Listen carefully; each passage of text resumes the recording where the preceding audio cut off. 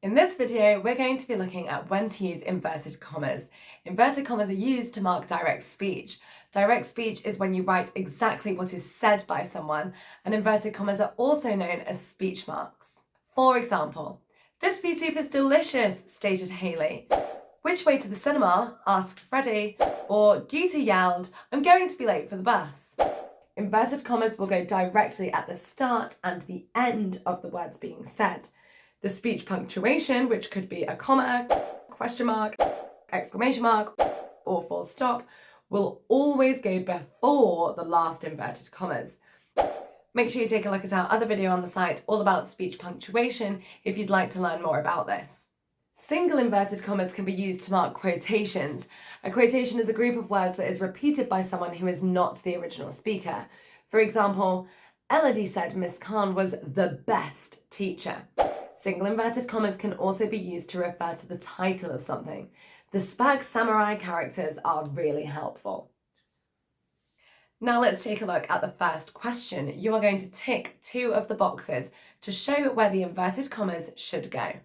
"I would love to go hunting for fossils," explained Daisy. Remember that the inverted commas to mark direct speech go at the start and at the end of the exact words that are being said. Daisy said, "I would love to go hunting for fossils." Therefore, we only need to put these words in inverted commas. So the inverted commas should go before I and after the comma. The comma needs to be before the last set of inverted commas. Well done if you got that one right. Hoo-yah! In this next question, you are being asked to tick 1 box in each row to show whether the inverted commas are being used correctly or not.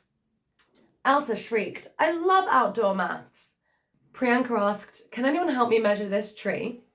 And "I think we should use a tape measure for this," explained Betsy. Pause the video here and press play when you have an answer. How did you get on? In the first sentence, the inverted commas have been used correctly. In the second sentence, they have been used incorrectly. The inverted commas have been placed at the start and at the end of the sentence instead of the exact words that are being said. In the third sentence, the comma has been placed outside the inverted commas, which makes the answer incorrect. Well done if you spotted those. Hoo-yah! For our final question, you are being asked to insert the inverted commas into the sentence. "Let's add some compost to help the plant grow well," explained Auntie Felicity. Pause your video now and hit play when you are ready. Do you have an answer? Excellent. Remember that the inverted commas need to mark exactly what is being said. In this sentence, Auntie Felicity said, "Let's add some compost to help the plant grow well."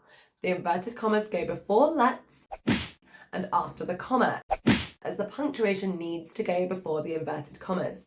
Very well done if you got that one right. If you're looking for any more English videos just like this one, make sure you head to the Twinkl website to check them out. See you next time.